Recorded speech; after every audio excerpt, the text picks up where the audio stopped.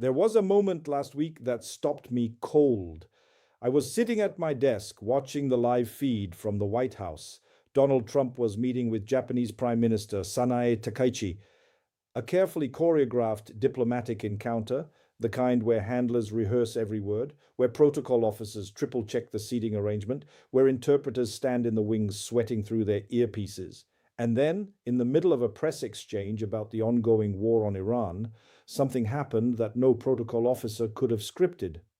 Trump turned to the Japanese Prime Minister seated beside him, the leader of a country that has housed American military bases for 80 years, a country that rebuilt itself from the ruins of the Second World War into one of the great industrial civilizations of the modern age, and he invoked Pearl Harbor. He said, while defending the element of surprise in the US Israeli strikes on Iran, "Who knows better about surprise than Japan?" The room went quiet for half a second. Then the diplomatic machinery kicked back in and everyone pretended it hadn't happened. But it had happened. And in that half second of silence, something enormous was revealed. Let me explain why this wasn't just a gaffe. Let me explain why this single sentence, tossed off like loose change, was actually a window into something much deeper, a crack in the facade of imperial self-presentation through which you could see the entire architecture of American power, its assumptions, its pathologies, its slow unraveling. Because here is what empires do in their later phases. They start slipping, not in their military spending, that often keeps climbing even as the foundations erode, not in their institutional output. The paperwork, the summits, the grand strategy documents keep flowing. No, they slip in their language, in the unguarded sentence, in the telling metaphor, in the historical analogy chosen at precisely the wrong moment to precisely the wrong audience. The Romans had a word for it: lapsus. The tongue slides, the mask slips. And for one terrible clarifying instant, the man behind the curtain is visible. Now, before we go further, let me give you the full context. This wasn't a slow news day. This was day 21 of the US-Israeli war on Iran, a conflict that had already shaken the foundations of the global energy architecture, sent Brent crude toward $115 a barrel, effectively closed the Strait of Hormuz to tanker traffic, and ignited strikes and counterstrikes across the Persian Gulf involving Qatar, Saudi Arabia, the UAE, Lebanon, and Syria. The war had begun on the 28th of February with Operation Epic Fury, a joint US-Israeli air campaign targeting Iranian nuclear facilities, ballistic missile infrastructure, and senior leadership. Iran's Supreme Leader Khamenei was eliminated in the opening days. 3 weeks later, the Gulf was on fire. Qatar's Ras Laffan LNG facility had been struck by Iranian retaliatory missiles, cutting roughly 17% of global LNG capacity for potentially 5 years. Tankers were being hit.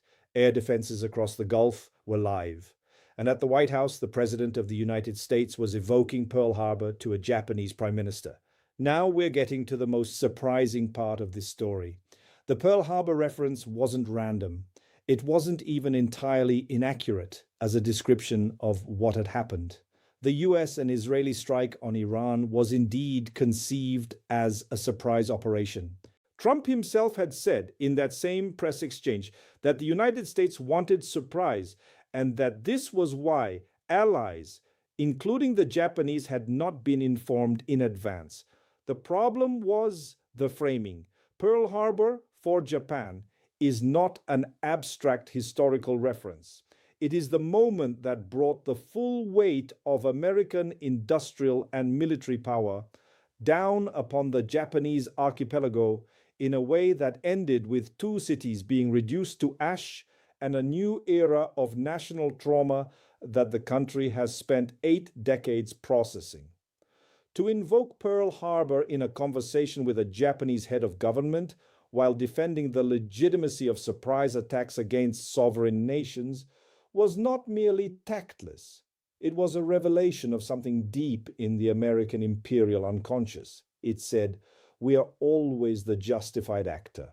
Our surprise attacks are strategic brilliance.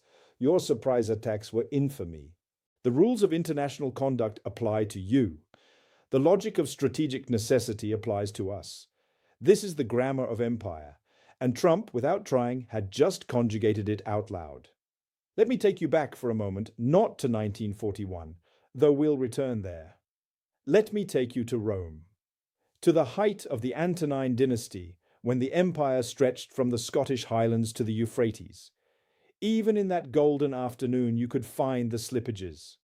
Roman senators, debating the fate of distant peoples, spoke in the cadence of absolute entitlement. The distinction between Roman citizens and everyone else had calcified into something so rigid it no longer needed to be argued. It was simply assumed. That assumption, that one civilization's actions exist in a moral category categorically distinct from everyone else's, is what historians call imperial exceptionalism. You find it in Yuan dynasty edicts justifying continental conquest.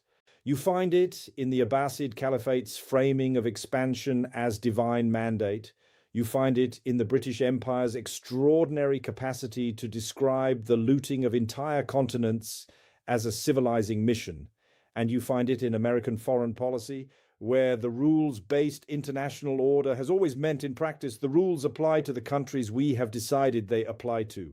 The detail nobody talks about, but that decides the game, is this. The Pearl Harbor moment wasn't a standalone event.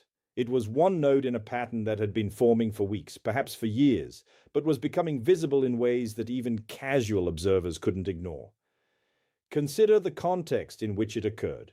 Just days before the White House press exchange, Director of National Intelligence Tulsi Gabbard had been accused of altering her Senate testimony on Iran, allegedly omitting intelligence details that contradicted Trump's public claim that Tehran had posed an imminent threat justifying the strikes.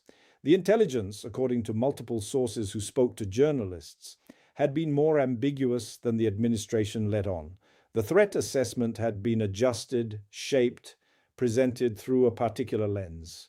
Now, if you are a student of recent American history, this should sound familiar. The machinery of justification, the calibrated presentation of intelligence to support a decision that has already been made, has its own genealogy.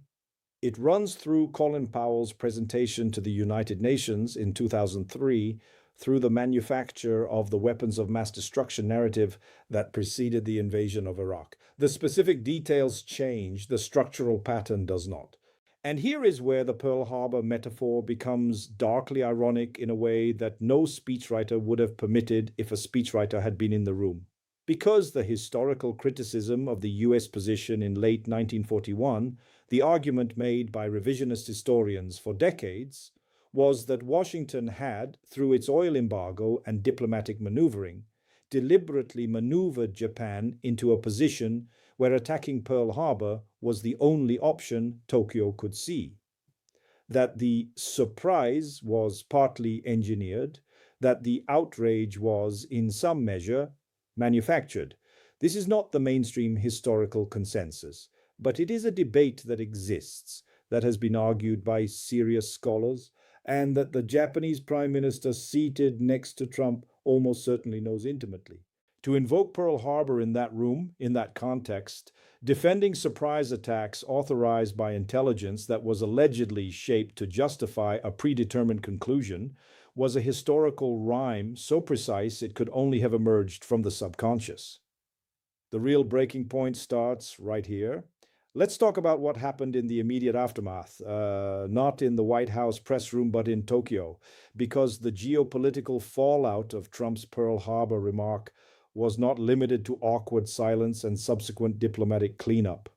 In Japan, the comment dominated morning headlines, and it landed in a country that was already navigating an extraordinarily sensitive set of questions about the future of its security architecture.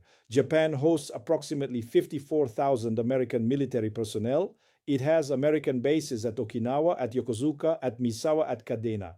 The Japanese constitution, written under American occupation after 1945, formally renounces war as a sovereign right. Japan's entire post-war identity was constructed within the framework of American security guarantees. The alliance has been the bedrock of Japanese foreign and defense policy for 8 decades. But that bedrock has been shifting. Under Takaichi's government, Japan had been quietly accelerating its own defense buildup, increasing its defense budget toward 2% of GDP, developing its own counter-strike capabilities, exploring the possibility of a more autonomous strategic posture. The Japan that sat down with Trump at the White House was not the Japan of 1990, reflexively deferential to Washington's strategic preferences. It was a Japan that was carefully and methodically recalibrating. And then the President of the United States looked at the Japanese Prime Minister and made a joke about Pearl Harbor. Let me bring in a figure who would have understood this moment instinctively. Not a politician, not a general, a geographer. Halford Mackinder, writing his Geographical Pivot of History in 1904, articulated the fundamental tension between sea power and land power, between the maritime civilizations built on trade and projection and the great land-based civilizations built on territorial depth and continental resources. His central argument: whoever controlled the heartland of Eurasia would ultimately challenge any maritime power, however dominant it appeared. Mackinder was writing at the height of the British Empire. He could not have foreseen the specific forms the 21st century would take, but the structural logic has been playing out in accelerated form for the past decade. What has the Hormuz crisis revealed, if not the catastrophic vulnerability of a global energy architecture built on sea lanes that can be disrupted by a single determined regional power? What has the Russian pivot to Asia revealed, if not the quiet reorganization of Eurasian energy flows along precisely the overland corridors Mackinder identified as strategically decisive? What has the Belt and Road Initiative revealed, if not China's deliberate construction of a continental connectivity architecture that progressively reduces dependence on the maritime routes American naval power has guaranteed for 7 decades? The Silk Road is not a metaphor. It is infrastructure, rails and pipelines and fiber optic cables and currency swap agreements. And while the US and Israel were executing a surprise strike on Iran's nuclear and missile infrastructure, that infrastructure was being quietly routed around. Now we're getting to the most surprising part of this story, and it involves a detail that has been almost entirely absent from Western coverage. In the days following the Iranian retaliatory strikes on Qatar's Ras Laffan complex and the effective closure of Hormuz, an Iranian official told journalists that Tehran was weighing a significant policy adjustment, allowing vessels trading in Chinese yuan to pass through the strait. Not all vessels, specifically those carrying cargo denominated in Beijing's currency, transacted through non-dollar financial channels. Think about what this means. The Strait of Hormuz, the narrow passage through which approximately 20% of the world's oil and 30% of global LNG has historically flowed, was being considered as an enforcement mechanism, not just for military objectives, but for a monetary paradigm shift. The physical closure of Hormuz was bad enough for global energy markets. The selective reopening of Hormuz on yuan-denominated terms would be something else entirely. It would be, in effect, the first practical geographic implementation of the de-dollarization logic that BRICS economists and global South finance ministers have been arguing for years. The choke point as currency mechanism, the war as monetary architecture, the fires burning at Ras Laffan as the backdrop against which a new petro-yuan framework was being quietly, almost incidentally, assembled. This is the kind of development that doesn't make the headline of your evening news. But 40 years from now, when historians are writing about how the dollar's centrality in global energy trade began to fracture, they may point to a specific week in March 2026 and say, there, in the smoke of a burning LNG terminal on the Qatar coast, the new order announced itself. Let me bring this back to Trump's slip. Because the Pearl Harbor comment was not only a revelation about American imperial psychology, it was also a data point in a much larger argument about the relationship between language, legitimacy, and power. Empires require narratives, not just military force, not just economic leverage, but stories. stories about who they are, why their actions are justified, what history has appointed them to do. The narrative is not decoration, it is load bearing architecture. The British Empire was sustained as much by the story of the civilizing mission as by the Royal Navy. The American imperial project has been sustained as much by the narrative of democratic values and the rules based order as by the Seventh Fleet. When the narrative slips, when a president, defending a surprise attack by invoking a surprise attack that the United States spent 4 years calling an act of infamy, the load bearing structure is exposed, and once exposed, it cannot be unexposed. This is what I mean when I say that Trump's Pearl Harbor moment was more significant than it appeared. It wasn't significant because it was diplomatically clumsy, though it was. It wasn't significant because it might have strained relations with Tokyo, though it might have. It was significant because it was the moment when the story the empire tells about itself, the story of defensive necessity, of rules-based action, of force deployed in the service of order rather than in the service of power, slipped just slightly out of alignment. And that misalignment, however momentary, was seen. It was seen in Tokyo. It was seen in Beijing, where state media quoted it with what you might describe as forensic delight. It was seen in Tehran, where propagandists had a field day with the irony. It was seen across the global south, where leaders who have been navigating between Washington's demands and their own population's skepticism filed it away as another piece of evidence in an argument they have been making for decades. The detail nobody talks about, but that decides the game, is the question of audience. American imperial discourse has always relied on the assumption that what Washington says to its allies is received in the same register in which it is intended, that the framing of American actions as necessary, justified, and fundamentally different from the actions of other powers is accepted or at least performed by the audience. This assumption has been eroding for years, but the Iran war accelerated the erosion dramatically. Because this was not a conflict in which Washington's framing was contested only by adversaries. It was contested by European allies, by Gulf states, by Japan, by India, by essentially the entire non-Anglo-Saxon world, including countries that have historically been reliable partners in American strategic framing. The European Council urgently called for a moratorium on strikes against energy and water infrastructure.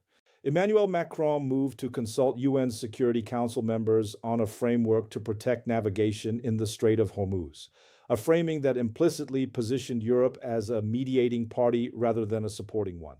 Britain's Downing Street was reduced to insisting that granting the US access to British military bases was for a specific defensive and limited purpose, and that London had not participated in the initial strikes.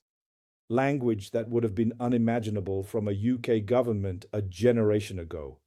And China, which had been providing what analysts described as quiet technological and logistical support to Iran, Beidou navigation systems, radar components, missile spare parts, was simultaneously positioning itself as the indispensable mediator for any post-conflict settlement. The power that says the least in public positions itself for the most in the aftermath. This is what sophisticated Eurasian statecraft looks like. Not the thundering proclamations of imperial capitals, the patient, methodical accumulation of leverage delivered quietly in the background while the attention of the world is fixed on the burning gulf. Now, let me tell you something about the Silk Road, the real one. When the Tang dynasty was at its height in the 7th century, the great trade routes from Chang'an across Central Asia to the Mediterranean were not maintained by military force alone. They were maintained by mutual interest. Persian merchants, Sogdian traders, Indian and Arab intermediaries, all with a stake in the system's functioning. The route was self-enforcing because everyone along it understood that its disruption would cost them. The old Hormuz order worked the same way. American naval guarantee, dollar-denominated energy trade, SWIFT-connected financial system, self-reinforcing because the countries that depended on it understood the alternative as chaos. But that mechanism had been eroding for a decade. The alternative of chaos was beginning to seem, to more and more players, less terrible than the alternative of permanent subordination to a single power's preferences. And when Iran, a country being subjected to sustained military attack by the most powerful military force in history, was nonetheless able to effectively close the world's most critical energy choke point and propose a yuan-denominated alternative, something fundamental had changed. This is what the Pearl Harbor comment revealed, in its deepest register. Not just that Trump was careless with his historical analogies, but that the narrative architecture the United States had built around itself, the story of the indispensable nation, the guarantor of global order, the power whose surprise attacks were strategically necessary and morally distinct, was no longer doing the work it once did. The real breaking point starts right here, and it's uncomfortable, so stay with me. The United States in March 2026 was not a country in decline in the simple sense that word is often used. Its military remained extraordinarily capable. Its technology sector, despite the rise of Chinese competitors, was still among the most innovative in the world. Its financial system, despite the dollar's slow relative erosion, remained central to global commerce. These are real capabilities and they matter. But there is a specific kind of power that cannot be replenished by military capability or technological innovation or financial infrastructure alone. It is the power of story, the power of the narrative that makes others voluntarily accept or at least accommodate your framing of events. The power that allows you to describe your surprise attacks as strategic necessity and have that description accepted, or at least not publicly challenged by a Japanese prime minister who might have very different private thoughts. That power, call it soft power if you like the Nye formulation, or call it narrative hegemony if you prefer the Gramscian one, or call it the ability to define the terms of the conversation, which is perhaps the simplest way to put it. That power had been taking hits. The Iraq War hit. The financial crisis of 2008 hit. The chaos of the withdrawal from Afghanistan hit. The January 6th images seen around the world hit. The tariff chaos of the second Trump term hit. And now Pearl Harbor. Let me give you the deepest reading of what happened in that White House room. Sanae Takechi, in the moment Trump invoked Pearl Harbor, had two choices. She could react visibly in a way that would have made global headlines and confirmed a bilateral rupture. Or she could absorb it, carry on, preserve the ceremonial form of the alliance even as its substance was being recalibrated beneath the surface. She chose the second option. Of course she did. That is what the diplomatic art requires. That is what 80 years of alliance management has trained Japanese officials to do. Absorb, adjust, recalibrate quietly, continue. But here is the thing about continuous absorption. It has a limit, not a sharp one. Not a cliff edge where on this day the relationship was fine and on the next day it was over. The limit is more like a gradual change of phase. Water cooling toward ice. The surface remains liquid for a long time.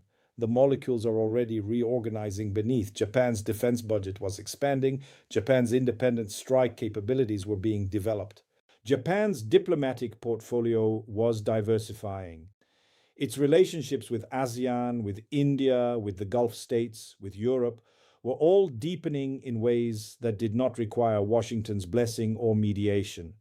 The form of the alliance was being maintained, the substance was being quietly renegotiated, and then Pearl Harbor was invoked by the President of the United States in front of the cameras to a Japanese prime minister. Now we are getting to the most surprising part of this story, because the ultimate significance of Trump's slip was not about Japan. Japan was the room, but the audience was the world. The real audience was every government in the global south that has been told for decades that American power is different, that it operates under a different set of moral constraints than the great powers of the past, that its force deployments are governed by values rather than by interests, that its alliances are partnerships rather than dependencies. The real audience was every finance minister calculating the risks of continued dollar exposure in a world where the United States would close the Strait of Hormuz to save an oil price, then possibly unsanctioned Iranian crude when the price got too high, and in the interval between those two decisions cause energy catastrophe for dozens of developing nations who had no say in the original calculation. The real audience was every Central Asian leader watching the international North-South transport corridor. Russia, Iran, India's great alternative to Western-controlled maritime routes, absorb strikes at Bandar Abbas, wondering whether the new Silk Road was as vulnerable as the old one, wondering whether the hedging strategy between Washington and Beijing that their countries had been executing for years was still viable.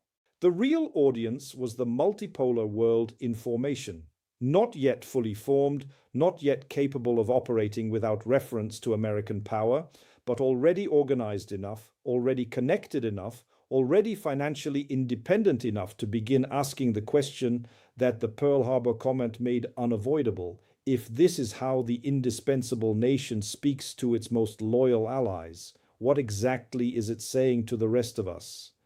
Let me close with something Pepe Escobar wrote years ago about a different moment of imperial overextension. He described a situation where the metrics of power all pointed upward: budgets, deployments, weapons systems, GDP numbers, while something essential, something unmeasurable in spreadsheets, was quietly draining away. He called it the erosion of the narrative premium. The discount that others apply to your story when they've seen too many of your stories not quite fit the facts. The narrative premium is the most valuable thing an empire possesses. It's more valuable than any aircraft carrier group because the story of its existence shapes behavior without deployment. It's more valuable than reserve currency status because the story of stability maintains demand without coercion. When that premium erodes, not collapses but erodes, percentage point by percentage point, incident by incident, the costs of maintaining empire go up. More deployments required, more coercion needed, more Pearl Harbor moments because the story alone is no longer doing sufficient work. And when a president on camera defending a surprise attack by invoking a surprise attack that his country spent 4 years calling infamy, in the middle of a war already straining every alliance the United States possessed, what you were witnessing was not a gaffe. You were witnessing the audible sound of a narrative premium declining. The question that stays with me, and that I want to leave with you, is this: at what point does the form of power and the substance of power diverge so far that the form itself becomes a liability? At what point does the performance of indispensability, the summits, the alliance frameworks, the nuclear umbrellas, the reserve currency, require so much energy to maintain against such mounting evidence of its internal contradictions that the energy expenditure itself accelerates the very decline it is designed to conceal? Rome had that moment. The Yuan dynasty had it. The British Empire had it. And historians still argue about exactly when it arrived, because it didn't arrive as an event. It arrived as a slow revelation, visible in retrospect, felt at the time only as a vague unease, a recurring sense that something was no longer quite working the way it was supposed to. We might be in one of those moments now. Trump's Pearl Harbor comment was a small thing, a sentence. Half a second of silence, diplomatic recovery, news cycle movement, onto the next item. But small things at certain junctures in history have a way of being enormously revealing. The tongue slips precisely at the moments when the gap between the story and the reality has grown wide enough that ordinary vigilance can no longer bridge it. The gap is wide. The tongue slipped, and the world, in Tokyo, in Beijing, in Tehran, in Doha, in New Delhi, in Brasilia, in Pretoria, in Jakarta, was listening. Som ken nidi